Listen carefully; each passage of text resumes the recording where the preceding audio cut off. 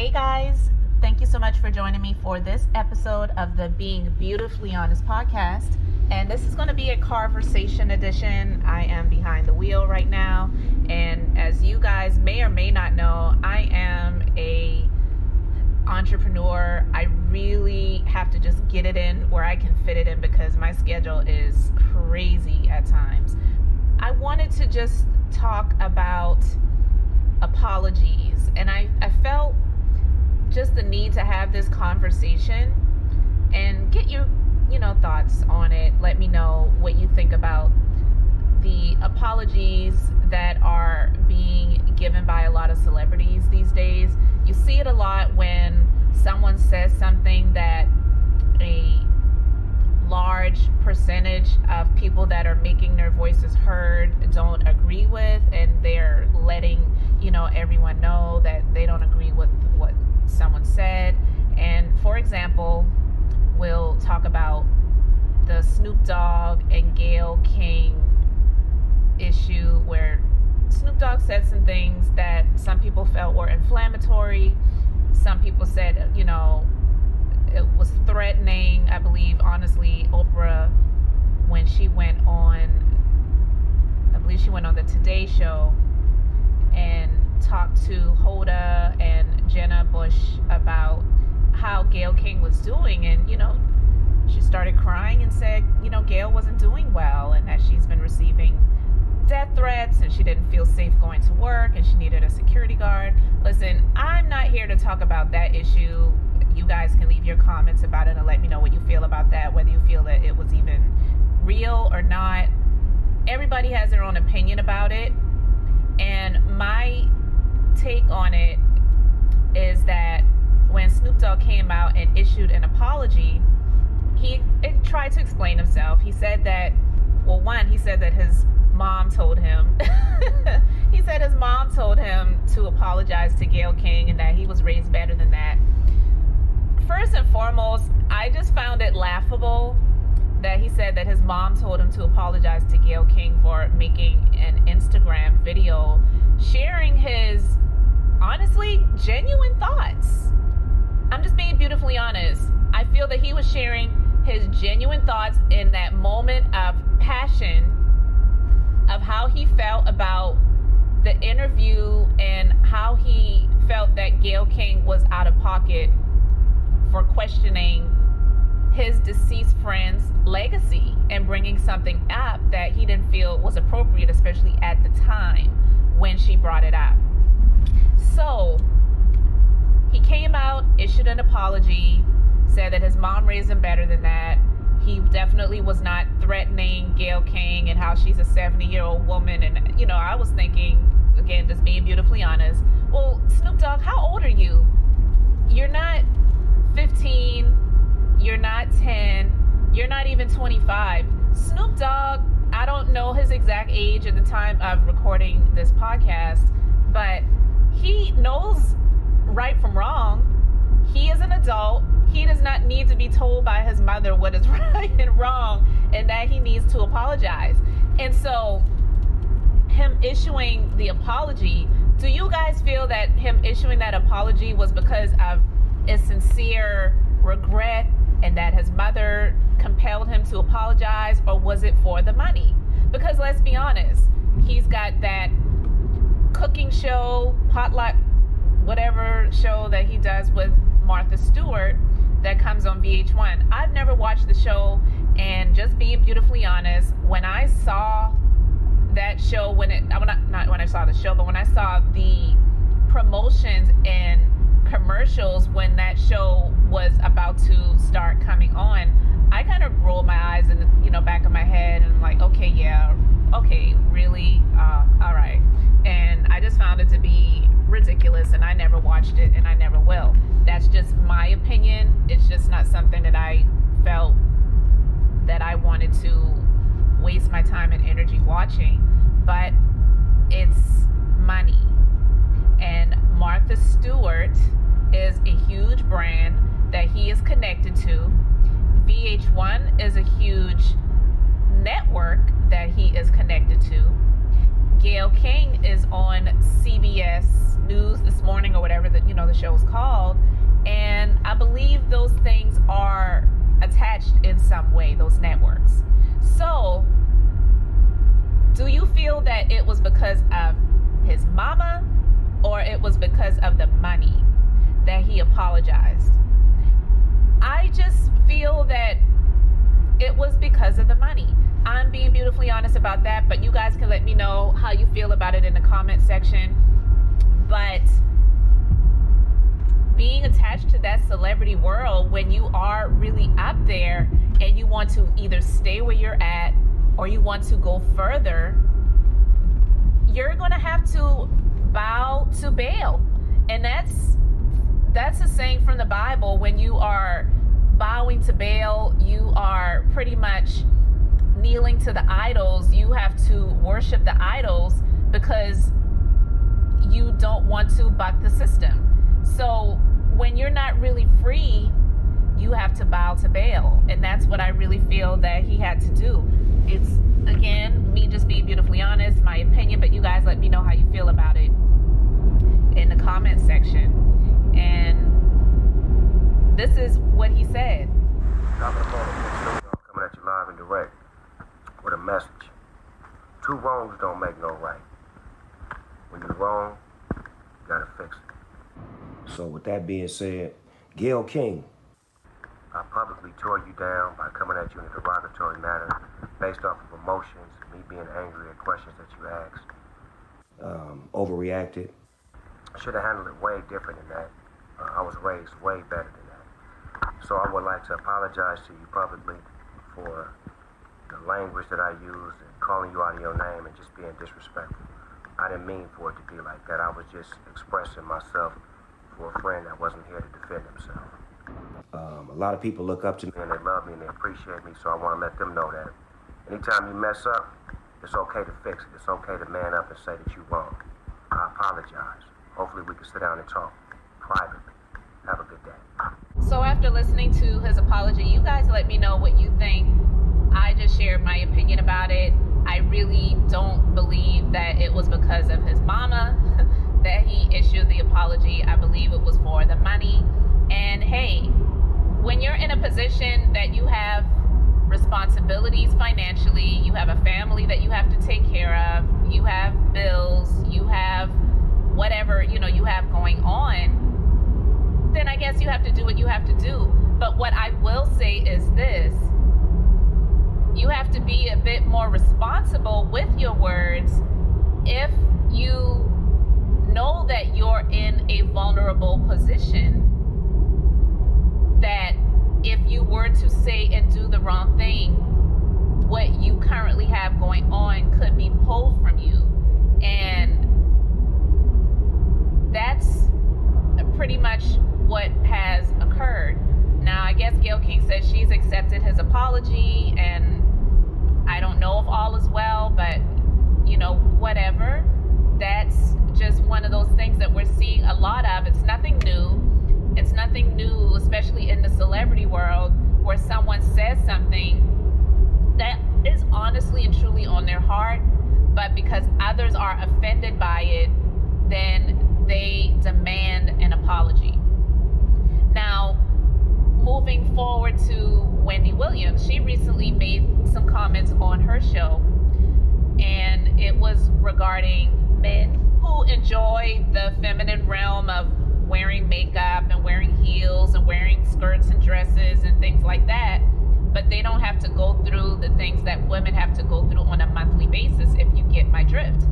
They don't have to deal with menstrual cycles. They don't have to deal with possibilities of getting pregnant. They don't have to deal with a number of female bodily issues that women have to deal with. And Wendy is a very tongue-in-cheek type of person. She's always been that way, as long as many of us have known about her. Sorry guys, I actually blew my horn at an idiot on the interstate. But she made those statements, and I guess it offended many of her fan base and audience. And you can hear the statement that she made on the show.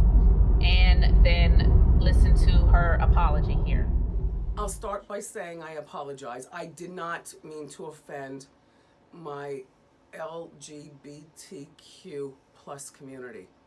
On yesterday's show. I did not realize until I got home and I watched the second running of our show here in New York. And I always watch, when I can, to critique my delivery or, you know, the cameras, the lights, the you know, the audience, the camera. Like, I'm very persnickety about how I do my show. And one thing that I can tell you right now is that I never do the show in a place of malice. I understand my platform with the community, from first grade to intermediate school to high school to college to radio and now to TV. And I didn't mean to hurt anybody's feelings. I'm just having a conversation. If you know me long enough, then you know. Bon vivant. I don't even know what that means, but it sounds fabulous. In my mind, it means live and let live. Bon vivant. And I live and let live every day. Life is too short. I'm 55 years old, and maybe I sounded like your auntie, your mother, your big sister, or somebody out of touch. I'm not out of touch, except for perhaps yesterday by saying what I said. So I deeply apologize, and I deeply appreciate the support that I get from the community. I will do better. I appreciate you supporting me. All right, so you heard what she said on the show, and then you heard the apology that she issued. Now, here we go again. She made some statements that I feel were what she genuinely felt and what was on her heart. And I've said this before, guys, if you haven't heard one of my podcasts before, but there is a scripture in the Bible that says, out of the abundance of the heart, the mouth speaks it. What is on your heart, it will come out of your mouth. Now, you definitely have to be able to control your mouth. You have to be able to control your tongue and not just blurt out everything that's on your heart and on your mind at all times. As adults, it's something that we learn to do, because as children will usually just say whatever's on their mind, and you know, whatever's on their heart, whatever they're thinking, is just going to come out of their mouths. And then we who are parents, the adults in the room, we have to take charge of the children, and we have to train them what is appropriate and what is not. And it's that filter that we, you know, put over our children to have them not either embarrass us or later on in life embarrass themselves. Now, that's good in a lot of ways. In some ways it's not, because I do believe that as we grow up, as we become adults, we tend to lie a little bit for the sake of not hurting someone's feelings. And I don't think we should lie to not hurt anyone's feelings, but sometimes just not saying anything at all is what's best. It's that old, you know, saying, if you don't have anything nice to say, then don't say anything at all, because not everything is expedient. Not everything needs to be said. Now, if you're in the company of your close friends or relatives who know who you are, who know you really like you and trust you, and you trust them, then maybe you can have those types of conversations that you feel the ability to just say, you know what, I have all this stuff penned, I just need to let it out. And you just release it to these people, and you share what's on your heart and what's on your mind. But when you are in a position such as Wendy Williams, even if she was known as a shock jock from, you know, being on the radio many years ago, she's in a different atmosphere now where she's on network television. You know, Howard Stern is a shock jock, but he's not on television now. I believe he did host America's Got Talent for maybe a few seasons at one point. but that was totally different than what he does on the radio. So he's still himself. He's still the shock jock when he's on the radio. He's on, I believe, Sirius, and he can be who he is on there and say what he really wants to say on there. Now, Wendy being on network television, she has to be a bit more careful. She knows the position that she's in. She's worked, very long and hard to get to where she is now. So she can't really do the things that she used to do on the radio, on television anymore. But she said these things. It offended a lot of people. A lot of people kicked up dust and demanded that she apologize, or said, she's going to lose her viewership, she's going to lose her fans, the show is going downhill. A number of different things have been said by many people. So she felt compelled to issue an apology. And again, was the apology issued from a sincere place, or was it because of the money? Being beautifully honest about it, I just have to share that I feel that it is because of the money. And so when these people are put in these positions where they are, A-list celebrities, they have, whatever they have going on that is bringing them fame and money, they have to be a bit more filtered, because we live in such a sensitive society that you just can't really say everything you feel like saying and do everything you feel like doing just because you feel like it, because the powers that be control, and there are different segments of groups and sects, and I don't mean S-E-X, I'm saying S-E-C-T-S, sex, which is short for sections of people that are very influential. And if you don't want to lose the bag, if you don't want to lose your opportunity, if you don't want to lose the place that you have grown to, then you have to be a bit more conservative. You have to be a bit more filtered, and you just can't say everything that you feel like saying and do everything that you feel like doing. Now, I'm not saying that they don't feel remorseful. I'm not saying that Snoop Dogg didn't feel a sense of regret for going as hard as he did, in that moment of passion. And when I say passion, guys, passion is not always pleasant. You hear of crimes of passion. Crimes of passion usually relates to someone who killed someone who they were romantically attached to. That's a crime of passion. You think of the Passion of the Christ. He suffered, bled, and died, and was brutalized and beaten and tortured on the cross because of the love that he had for the people that he was sent to deliver and to set free. That was not beautiful. So Snoop Dogg going in on Gayle King at that moment, even though, to be honest, just being beautifully honest, I don't believe that he was threatening her with physical violence. When I hear him saying, we're coming for you, that is said so much now these days. People say, don't come for me, don't come for me, don't come for me unless I send for you. What that means is verbally attacking someone, verbally coming at someone to try to tear them down, or verbally or in some way coming for someone to try to tear down their position, or different things like that. It's not him saying that he's going to send the Crips to get Gayle King. I mean, come on now, like, really? He's not. Anyway, that's just another topic for another time. But